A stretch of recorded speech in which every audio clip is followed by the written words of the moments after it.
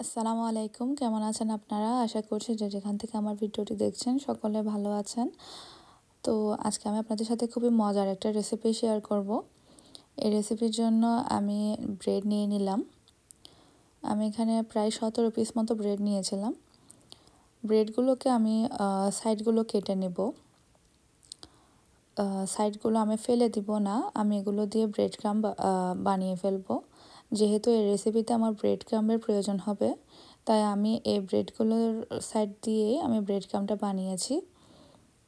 তো সবগুলো সাইড আমি ভালোভাবে কেটে নিব।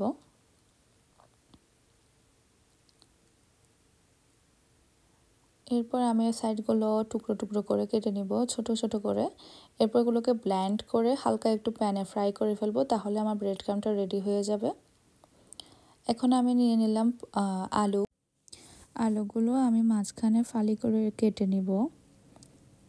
এতে করে ছিলকাটা সিদ্ধ হওয়ার পরে ছিলতে সুবিধা হয়। সবগুলো আলুই আমি একইভাবে কেটে সিদ্ধ করার জন্য বসিয়ে দিলাম। আলুগুলো যখন সিদ্ধ হয়ে যাবে আমি এগুলোকে ভালো করে ম্যাশ করে নিয়েছি। এর মধ্যে দিয়ে দিলাম চেডার চিজ। চেডার চিজটা আমি প্রায় 1 কাপ পরিমাণ দিলাম, আপনারা আপনাদের পরিমাণ মতো দিয়ে দিবেন। এবং ফ্রাইড অনিয়ন দিলাম প্রায় 1/2 কাপ পরিমাণ, এবং করিয়েন্ডার লিভস দিয়ে দিলাম। আমি এখানে বাজারের ফ্রাইড অনিয়নটা ইউজ করেছি, যেহেতু এগুলো একটু ক্রিস্পি বেশি হয়। এবং ব্ল্যাক পেপার দিলাম 1/2 টেবিল স্পুন পরিমাণ, এবং কিউমিন পাউডার এবং গরম মশলা দিয়ে দিলাম। এগুলো আমি 1/2 টেবিল স্পুন করে দিয়েছি। এবং চিকেন পাউডার দিলাম 1 টেবিল স্পুন পরিমাণ। চিকেন পাউডারটা যদি আপনাদের কাছে না থাকে তাহলে ম্যাগি স্যুপের যে মশলাটা থাকে সেটা আপনারা ইউজ করতে পারেন। এবং আমি এখানে চিলি ফ্লেক্স দিয়ে দিলাম প্রায় 2 টেবিল স্পুন পরিমাণ। চিলি ফ্লেক্সটা একটু পরিমাণে বেশি দিব, এতে করে একটু ঝাল ঝাল স্বাদটা ভালো হয়। আপনারা আপনাদের স্বাদ মতো দিতে পারেন। এবং খুব ভালো করে মিশিয়ে নেব। সময় নিয়ে আমি একটু ভালোভাবে মিশিয়ে নেব। আপনারা কে কোথা থেকে আমার ভিডিওটি দেখছেন তা অবশ্যই কমেন্ট করে জানাবেন। আর আমার রেসিপিটি কেমন লাগছে সেটাও অবশ্যই জানাবেন। আপনাদের কমেন্ট কিন্তু আমি সবসময় পড়ি, এবং আমার পজিটিভ নেগেটিভ যাই হোক আমার কমেন্ট পড়তে খুবই ভালো লাগে। আপনাদের কাছ থেকেও আমি শিখি, এবং আমার কাছ থেকেও টুকিটাকি আপনারা কিছু শিখবেন, সেটাই আমার ভিডিওটা বানানোর উদ্দেশ্য। এখন আমি 2টো ডিম ভালো করে ফেটিয়ে নিয়েছি, এবং এর মধ্যে অল্প একটু দুধ মিক্স করে নিচ্ছি।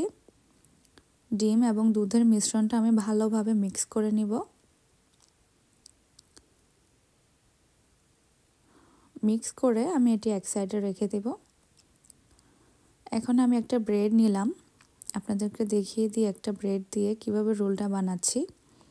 আমার ব্রেডটা একটু ড্রাই হয়ে গিয়েছিল, তাই আমি এটাকে ফ্ল্যাট করে নিব। প্রথমে ফ্ল্যাট করা হয়ে গেলে আমি হালকা একটু পানি দিয়ে সাইডগুলো ভিজিয়ে নিব, তাহলে রোলটা বানাতে ইজি হবে। আপনাদের ব্রেডটা যদি নরম থাকে তাহলে পানি দিয়ে এই পর্যায়ে ভেজানোর দরকার নেই। ব্রেডটা ড্রাই হলে আপনারা ভেজাবেন।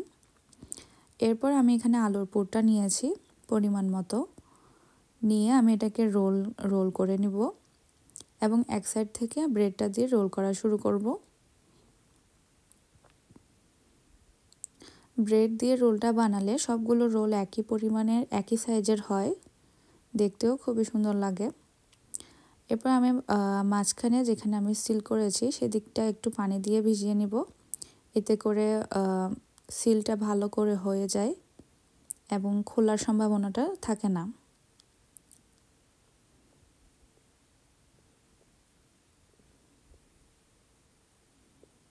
হালকা একটু পানি দিলেই কিন্তু ভালো করে সিলটা হয়ে যাবে। এরপর আমি এটাকে ডিমের মিশ্রণের মধ্যে ডুবিয়ে নিব। অতিরিক্ত ডুবাবো না, তাহলে ব্রেডটা বেশি নরম হয়ে যাবে। এরপর আমি ব্রেড ক্রাম্ব দিয়ে কোট করে নিব ভালো করে। ব্রেড ক্রাম্বটা আমার ওই যে আমি ব্রেডের সাইডগুলো কেটে রেখেছিলাম, ওইটা দিয়ে আমি ব্রেড ক্রাম্বটা বানিয়েছি ঘরের ব্রেড ক্রাম্বটা বাইরের দোকানের ব্রেড ক্রাম্ব থেকেও অনেক বেশি ভালো হয় এবং খুব ক্রিস্পিও হয়। এভাবে ব্রেড ক্রাম্ব দিয়ে চুবিয়ে নিলে ব্রেডগুলো তেলের মধ্যে চুপসে যায় না। সবগুলো রোল আমি একইভাবে বানিয়ে নিব এবং আমি এগুলো কিছুক্ষণের জন্য ফ্রিজে রেখে একটু শক্ত করে নিব। এতে করে ব্রেডটা তেলে দেওয়ার পরে খুলে যাওয়ার সম্ভাবনাটা থাকে না। এভাবে আমি সবগুলো রোল বানিয়ে নিয়েছি এবং এটাকে আমি এখন তেলে ফ্রাই করে নিব। তেলটা প্রথমে গরম করে নিব। তেলটা গরম হয়ে যাওয়ার পরে আমি এটাকে হালকা মিডিয়াম আঁচে করে দিব। এতে করে ভিতরটাও ভালো করে গরম হয়ে যাবে এবং চিজটা গলে যাবে। এই রেসিপিটা কিন্তু মনে হয় না যে তেলের মধ্যে ফ্রাই করেছি, চোপসানো ভাবটা থাকে না। খুবই মজার এবং সুস্বাদু। আপনারা এই রমজান মাসে কিন্তু এই রেসিপিটা ট্রাই করে দেখতে পারেন। আর আমার ভিডিওটি যদি ভালো লেগে থাকে তাহলে অবশ্যই লাইক এবং শেয়ার করে দিবেন।